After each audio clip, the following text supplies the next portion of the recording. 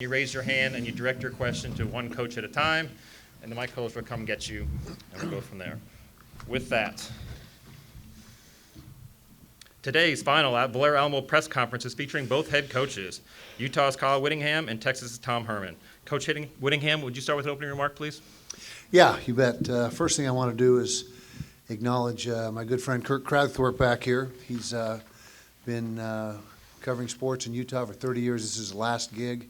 We'll be retiring after the game. I got that right, Kurt? Okay, so me and Kurt go way back. Both our fathers coached at BYU, so we ran around the Holiday Bowls together and all the bowl games we went to as little kids. Played Little League baseball together, high school baseball. So a lot of history with Kurt, and he's been our beat writer for the last few years, and we'll miss him. So he's going to have a chance to enjoy life for a while. So Kurt, congratulations on a great career. Excited to be here. Like I said, probably 20 times by now. We're excited about this. The bowl has been as advertised. We've had a great time. Players have had a great time. The events, just the whole layout has been really great. I mean, we've been to the Sugar Bowl as well, a few years back, and this rivals any bowl that we've been to. So we've had a great time. Looking forward to the game tomorrow night. Should be a great matchup. Texas is Texas. What can you say? They got talented players. Class program, a lot of history, one of those programs in the country that is kind of iconic, and so it's great for our guys to be able to line up and play against a team like that, a program like that, and so we're excited. And it's been a great week of practice, so preparation has been good, so we'll see how we can play tomorrow night. So that's where we're at. Thank you, Coach. Coach Herman? Yeah, I do. First off, want to thank Coach Whittingham for recommending the no-tie policy at the press conference. So thank you, Coach. That was awesome. But the Alamo Bowl has been fantastic. We've had an opportunity since I've been a head coach to go to 2 New Year's Six bowl games in the last 5 years, and this one, like Coach said, I mean, it absolutely rivals any bowl game out there. And the city of San Antonio, just the whole layout, everything being so central is phenomenal for our players. There's not a whole lot of travel time. There's everything's within walking distance. They don't have to get in a car when they want to go have a night out or whatever it is. And so it's just an unbelievable setup. And we're excited as heck. Like Coach said, we've had some really good practices. We're about as healthy as we've been. I would like to take a minute to thank a couple guys on our team. We've got 3 seniors that have been invited to the NFL Combine, and 2 of those guys or I think all 3 of them are invited to the Senior Bowl as well, and all 3 of them will be dressed and on the sideline and available to play tomorrow, and I think that speaks to their commitment not to this program but to this university. And I do want to thank Colin Johnson, Devin Duvernay, and Brandon Jones personally. I think that's really, really cool in today's environment, for those guys to go out there one last time for their brothers. And I think it speaks to the fellowship and the relationships that are in that locker room as well, and they certainly don't want to let anybody down. Obviously, Brandon's a little banged up, so but he has practiced all week, and we'll see how he feels tomorrow. But fully expect both Colin and Devin to play significant roles in the game. And again, we're thrilled to be challenged by a Utah team that was, played for their conference championship, won 11 games. They play unbelievably great defense, and obviously challenge you, on offense with their ball control, with their ability to run the football. They've got a very veteran team lots of seniors and juniors on both sides of the ball. So there's a lot of experience, and we know we've got a challenge, but again, we feel like we've had a good couple weeks of preparation, and we're excited for it. Thank you. Front. It's Onward from Orange Bloods. Hey, Coach, this will be our first opportunity to ask you about Yursich, since he was just announced yesterday. What can you tell us about maybe the process of hiring him, and what can you tell us about him as a coach? Well, the process went great. You know, as I think I've told you guys, getting the defensive coordinator hire right was my first priority, because you know, obviously Chris Ash didn't have a job, and so he was being courted by a lot of suitors, and not to say that we didn't realistically look at many other candidates, which we did, but we had our eyes set on Chris and wound up securing him. And so then we turned our attention to finding the right guy to lead our offense, and you know, talked to 5, 6 guys with great resumes that have great jobs as well, and you know, we couldn't be happier with Mike. When you look at his resume, I think the year at Ohio State is kind of like the icing on the cake. You know, this is a guy that in his 6 years at Oklahoma State, you know, you look at the numbers and they're off the charts. And he's, according to Coach Gundy, who I spoke to, he said he's an unbelievable play caller, you know, very rhythmic, very detail-oriented in the way that he develops quarterbacks and offenses. And the thing that really stood out to me was, you know, his ability each year to kind of play to the strengths of the personnel. You know, one year it's, you know, we're going to be a run-heavy team. The next year we've got a great quarterback and some really good receivers, and we're going to be whatever, fourth in the country in passing. So I mean, I couldn't have dreamed of a better fit in terms of, you know, similarities in the way that we believe in offensive football, and yet a lengthy track record and resume of success on that side of the ball. Question, front left. Chip Brown with Horns247.com in the Zone in Austin.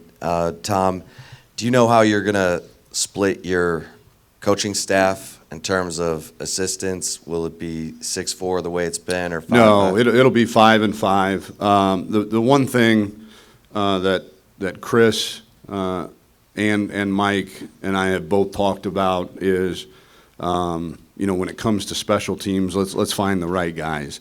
Find the right guys offensively and defensively, because, you know, I look at when we were at Ohio State, you know, we were top 10 in the country in special teams, and each coach ran a team, and they did it really well. And you know, but if there is a guy out there that fits, you know, a tight end special teams, or a you know, D-line special teams, and you know, that's a feather in his cap, then certainly we'll look at it that way. But definitely 5 on offense, 5 on defense, and the 5 on defense preliminarily.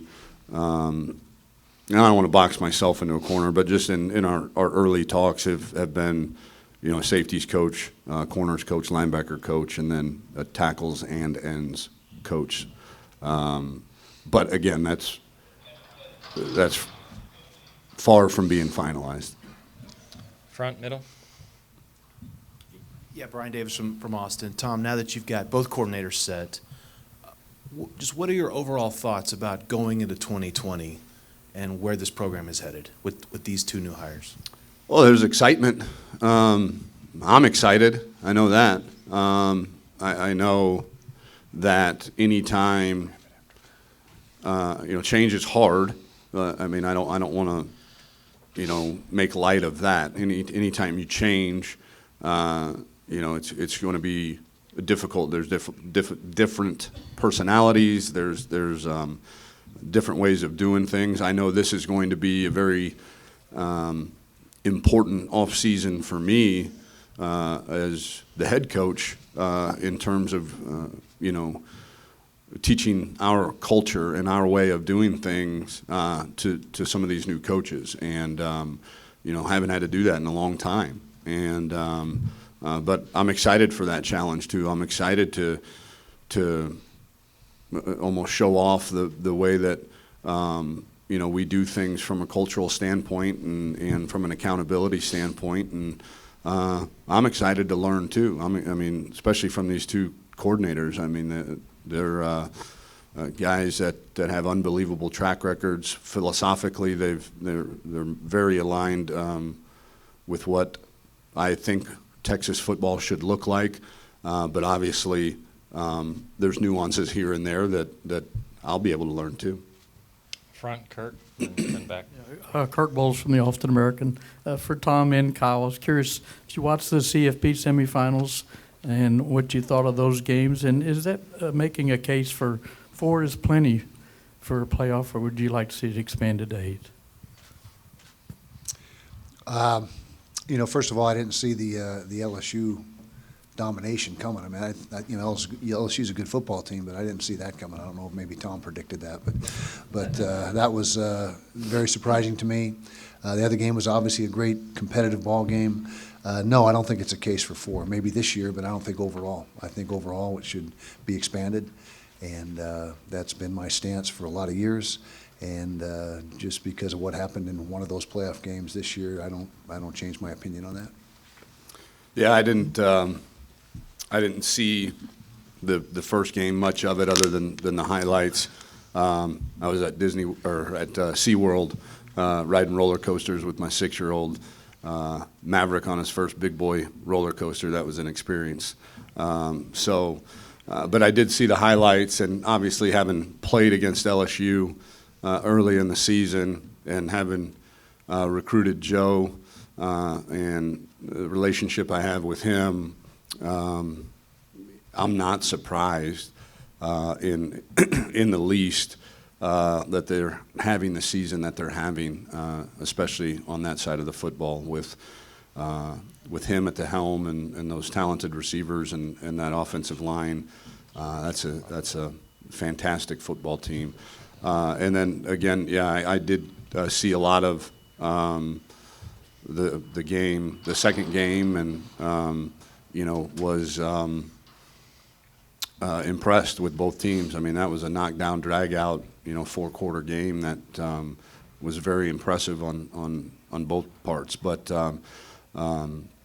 I've said before that I'd certainly be in favor of 8 teams. I think it's great. I think every other level of collegiate football has many more than 8. I do think there's a way to find a way where you don't diminish the bowl experience, because something like this for teams that aren't in the playoffs is phenomenal too, and no other level has that. So I do think that should be prioritized very highly. But again, I don't think it's the biggest national issue that we have. Is I've gone on record as saying, to me, we've got to fix uniform scheduling before we tackle 18 playoffs, because you're oftentimes comparing apples to oranges, and when it's a committee making that decision and there's no hard set, I guess, rules as to what gets you in and what doesn't, then that's a difficult pill to swallow. But I do think that the more the merrier when it comes to having a chance to win your sports national championship. Middle. Mike Hart, JM 1300, The Zone in Austin. This is for Coach Whittingham. I heard Bertie told us today that you have been the ultimate ambassador for the Alamo Bowl, from going around town, riding a Harley. Tell us a little bit about your experiences around here. Well, I've just taken advantage of all the activities. I mean, I don't know if I didn't purposely try to become a stellar ambassador for the bowl, but it's been great. Like I said in my opening statements, just the way they've got things structured, the layout of the entire week that we've been here. Someone was good enough to rent me a Harley. I don't know who did that, if it was my ops guy or if it was the bowl, but whoever did, thank you. And so that was fun. I'm a motorcycle guy, so that was right in my wheelhouse. But between touring the Alamo and which I knew nothing about, I had that all backwards. So I learned a ton when I went on that private tour of the Alamo and got myself straightened out on that. But it's been a great week, and like I said, the bowl itself. You do something for 20, 30 years, whatever they've been doing it, you get good at it. And they're very good at what they do. And myself and my family and the team, for that matter, has had a great experience. And I asked the team, I check in, periodically with them and the captains, and how's it going? Is there too much downtime, too many activities? And they say, no, it's been just right, and they've had a great time. So it's been a great experience so far. And like I said, it's a well-planned bowl, and they do it right. Said you have a question? Said then Green. Yeah, Cedric Golden, Austin American Statesman. Kyle, you never know what you're going to get after the regular season, between that space between bowl games and end of the season. How do you explain your incredible success in bowl games, and how difficult is it to gauge what you're going to get from those teams? Well, the success is simply the hard work that the players put in. There's no magic formula that we have that anybody else doesn't have. There's not some secret practice plan or process. It's just the commitment that our players make, and we have had a good track record in bowl games, and what it's done is really perpetuated itself. Each group that comes through doesn't want to be the group that lets the previous groups down, and so there's been a standard set, and each senior class and team that comes through the bowl situation, like I said, takes a lot of pride in what's happened in the past, and feels obligated to do their part. And echoing what Coach Herman said about our seniors, we also have a bunch of seniors that could have opted out of this game very easily. Every senior has decided to play. We did have one junior that declared early that opted out. He had some, he's a little bit banged up and needed some time to recoup. But we're going to have 7 or 8 guys go to the combine, and all those guys are here. And again, everything that Coach said about their dedication and being a team guy and wanting to finish what they started, I echo that, and we're very proud of those guys. Middle. Roger Wallace, NBC Austin. Tom, the emotion of tomorrow night in the locker room, no matter what happens, probably the last time that group will be in the same room together. That's got to be kind of a drastic shot to the system when you've been with these guys for so long. Yeah, especially those seniors. And they hold a very special place in my heart and in our program's heart, because when we got here, they were freshmen. They were just finishing their freshman year, most of them, and had gone 5 and 7. And we came in with a different way of doing things, and it was very difficult. And some of their classmates decided that wasn't for them, and all of these guys stuck around, and they bought in hook, line, and sinker, became leaders. I think we've only got I don't know how many scholarship seniors, maybe 10, if you include Parker Braun. Somewhere. I mean, it's really, really low, and 5 of them are captains, so almost half of them became captains. And it's impressive to see those guys' fortitude and their commitment to, a very close class. When you start dwindling in numbers along the years, you get closer and closer as a group, and we want to be able to send them out knowing that, they became the first group in the senior class in the history of Texas, the first in the last 10 years, to win 3 straight bowl games. And it's been a big mission of ours. Front left. Kyle, Chip Brown, Horns 24/7 in the Zone in Austin. Can you talk about Cam Rising and the development of your quarterback position behind Tyler as he gets ready to move on? Yeah, Cam's been a great addition to our program. We were elated when he decided to join us. Now he spent all season running the scout team. You know, he's ineligible this year during the regular season and the championship game due to transfer rules. But he got cleared. He's available for this game and has been taking reps with, behind Tyler, splitting reps with Drew Liss. So you may see him, you may not in this game, but he's available if we need him. Just got a great attitude. He's a good-sized kid, 6'2", 220, good arm, and he will be right in the mix for that starting job next year. He'll have 3 years left. He's done everything we asked of him this year. And like I said, he's really been the leader of that scout team. He's the guy that gets them going and takes charge out there. And we think he's got a bright future at Utah, but time will tell. Back left. Patrick Kinahan, Zone Sports Network in Salt Lake City. Coach Whittingham, you are on the verge of being in the top 10. If you were to win this game, maybe you can get in. What does that mean to your program if you end up with a top 10 ranking? Well, that's something that we have talked about. The reasons to win the game, not only because of the bold track record that we have, but being a top 10 ranking, winning our 12th game, which has only happened 2 other times in Utah football history, sending the seniors out the right way. I mean, there's a myriad of reasons for winning the game, or not that you need anything more than being a competitor, but those are carrots that are out there that we have talked about, and that would mean a lot to our program, bottom line, to finish out in the top 10, and that's something that definitely is in the forefront of our guys' minds. Middle, Bob. Bob Ballou, CBS Austin. Coach, yesterday Sam mentioned that it would be very easy right now for a lot of guys to have one foot out the door because of all the changes in the program, and he said he hasn't sensed that at all. Why do you think that is, and what's maybe been the biggest challenge for the coaching staff over the last month to keep everything together amidst all the change? I think these guys like being here. They like being part of this program, we're all competitors. They have bought into the fact that these seniors deserve their best. The young guys have. I know that, and so I don't know that it's been really a challenge to quote keep them together. This obviously the regular season record wasn't what we'd hoped it was, but at this point that's irrelevant.